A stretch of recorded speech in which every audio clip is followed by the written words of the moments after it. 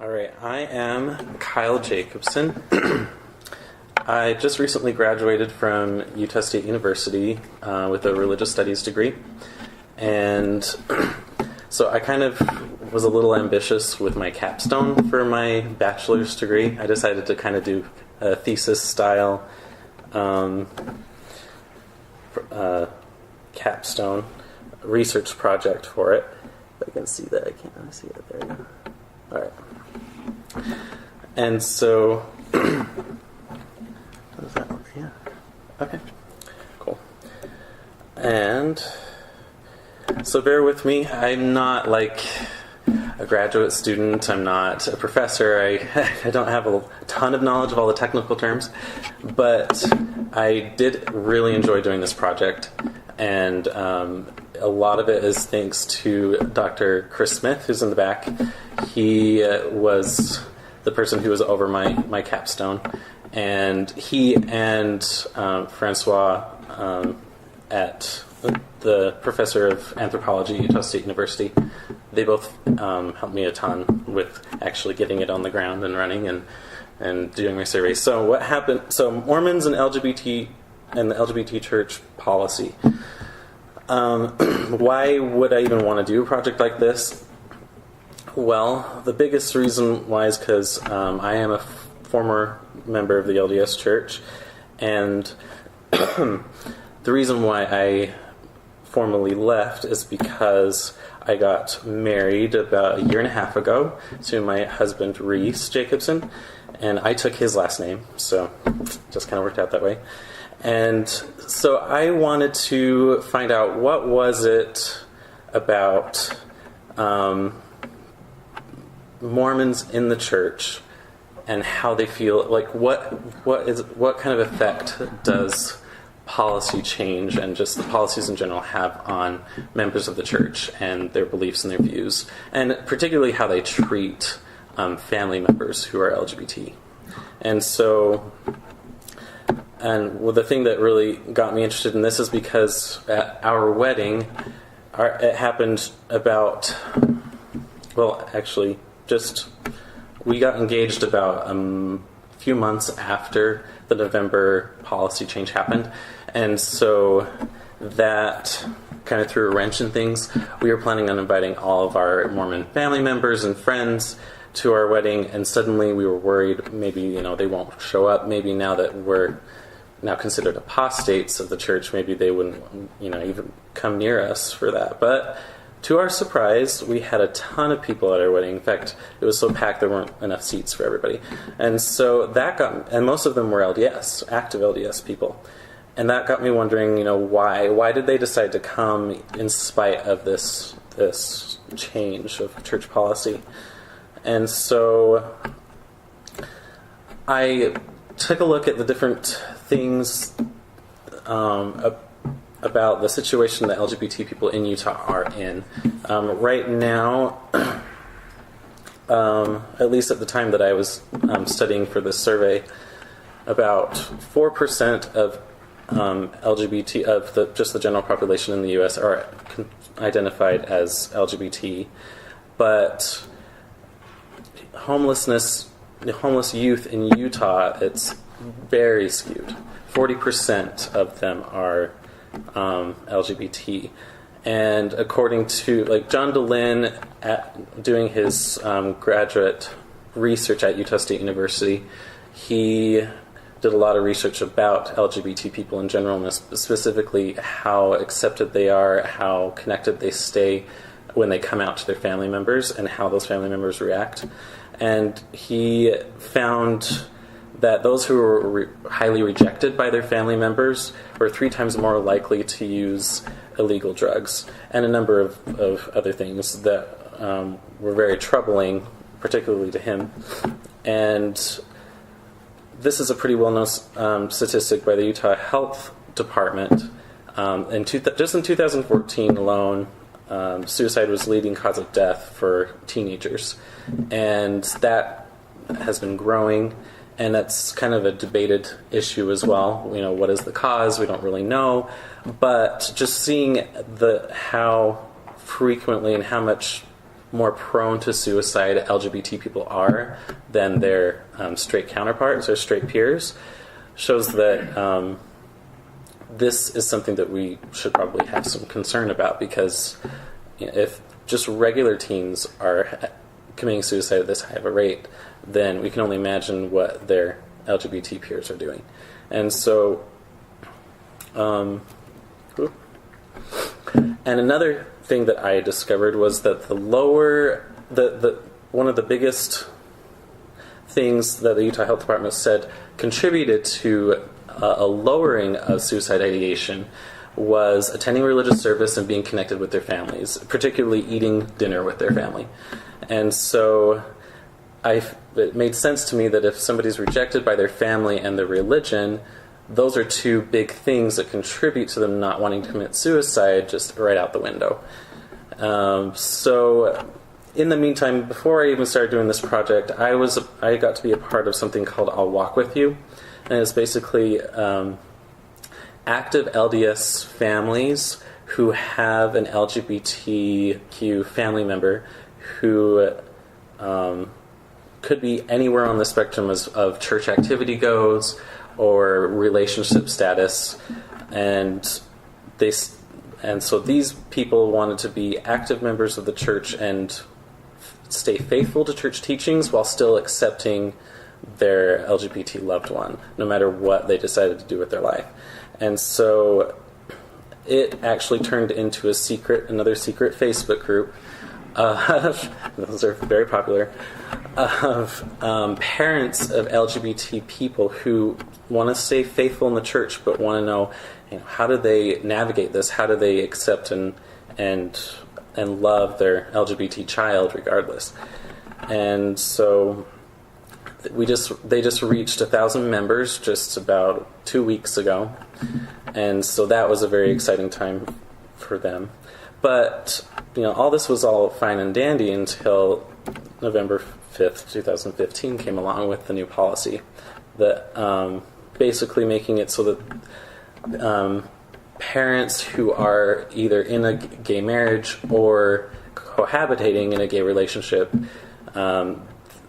both they are now considered, by definition, apostates, which means that they qualify for immediate excommunication from the church, as well as their children are no longer able to be baptized, receive ordinances, or receive mission calls unless they are the age of 18 and move out of their parents' home and disavow the practice of gay marriage.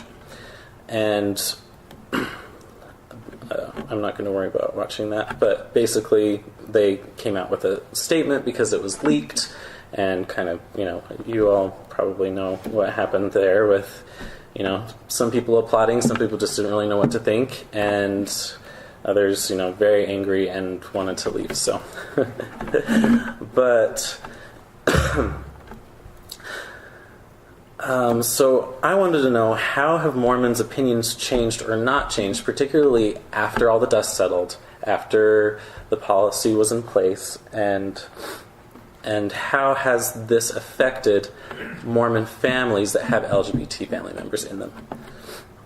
So I conducted an online survey. It was a Qualtrics survey that was IRB approved, and it had 1,086 responses. 675 of them were qualified, which just means that they were filled out to the amount that I felt would work for the survey, for the study, and they qualified in that they were either LDS or former LDS or had some close family member who was LDS or former LDS. And I did significant tests for a number of demographics, asked questions like whether they were from Utah or outside of Utah, whether they had an LGBT family member or not, or identified as same gender attracted, and whether they themselves identified as such. And then I also asked a number of questions of just kind of open-end questions. How do you feel about this? What are your concerns? If you have any, why do you agree or disagree with this policy change? And it was interesting to note that all the different comparisons that I made as far as their agreement with the two different changes, I set them apart as two different things: the definition change to apostasy and the child policy. I felt like they deserved their own study each, just because some people might, think, okay, like homosexuality is the sin according to the church, so that totally makes sense to me, but I don't know about this whole not letting children be baptized in the church. And so significantly, other than just the participant change in agreement, all the rest of them had a significant change. And then looking at demographics, what was interesting is that the strongest correlation that I found just from the demographic questions that I asked was political. Whether or not they were Republican or Democrat told me the strongest out of these, whether they agreed with it or whether they disagreed with it. Another one, of course, was whether or not they had an LGBT loved one. That made a big difference. Whether they, if I can read it, it's really small to me right now. Whether they were themselves straight or LGBT, or whether they were inside of Utah or outside of Utah. If they were inside of Utah, they were more likely to support it than if they were living outside of it. These, I kind of predicted that would happen. One of the things that I did not predict would happen was, one of my hypotheses was that people who, that family members, like particularly relations between family members, would decrease. Basically, overall, all relationships would get worse because of this.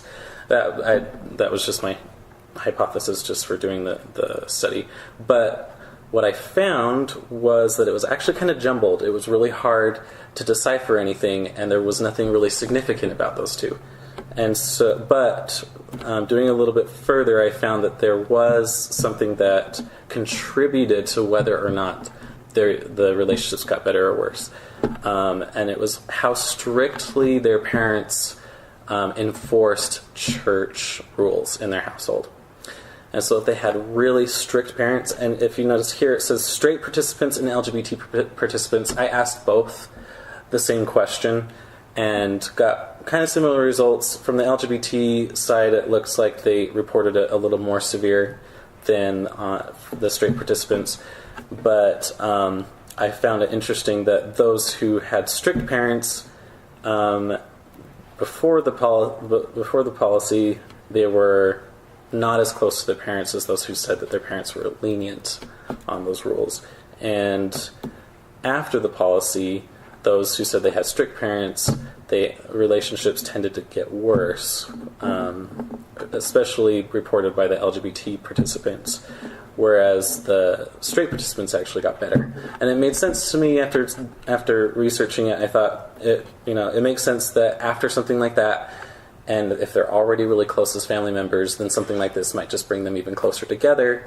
But if it's something that's going to divide, if this issue is already divisive in the family, it would only make it worse. And so whether or not they agreed or disagreed with the policy change, this was the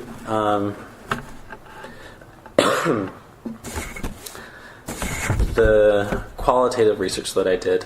I did a general inductive approach where I took all their different comments and I found different themes and sub-themes, what was most common between the two, whether they agreed or disagreed, whether they agreed and then later disagreed, or whether they initially disagreed and then later changed their mind and agreed.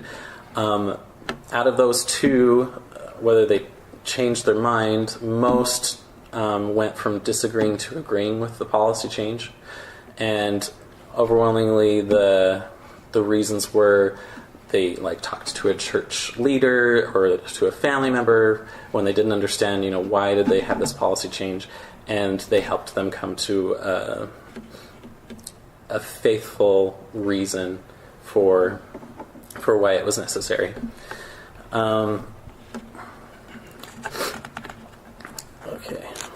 So overwhelmingly, most people who took the survey disagreed with it, which kind of tells the demographic that wanted to take the survey.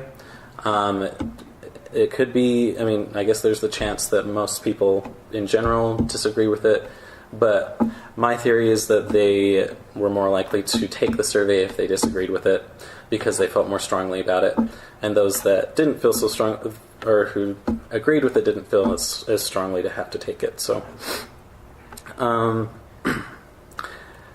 those who agreed, they cited, a lot of them cited, that homosexuality is a sin. They cited scripture. They cited church doctrine. They cited the church's family proclamation.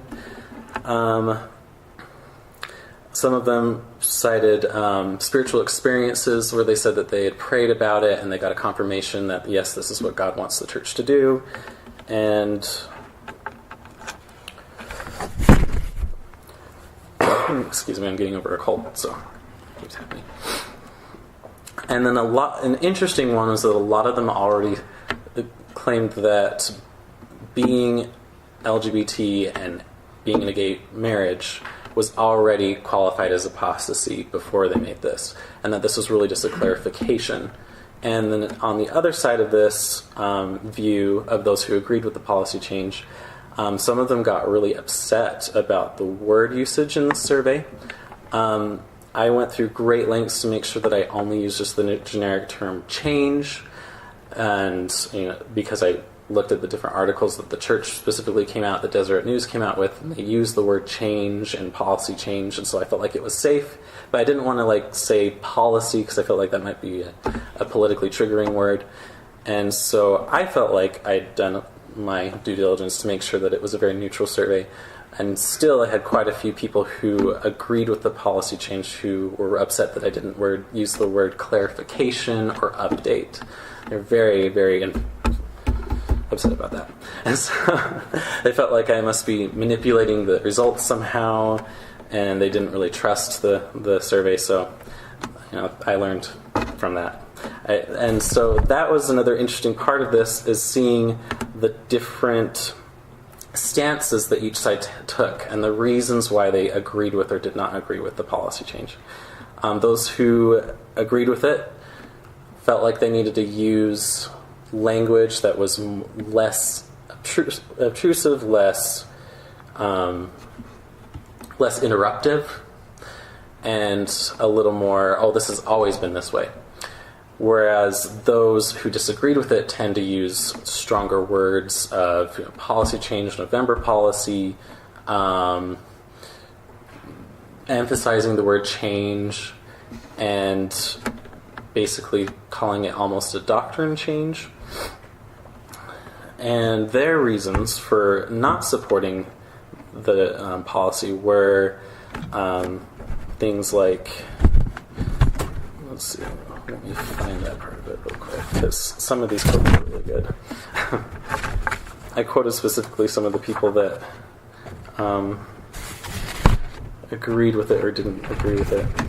Okay.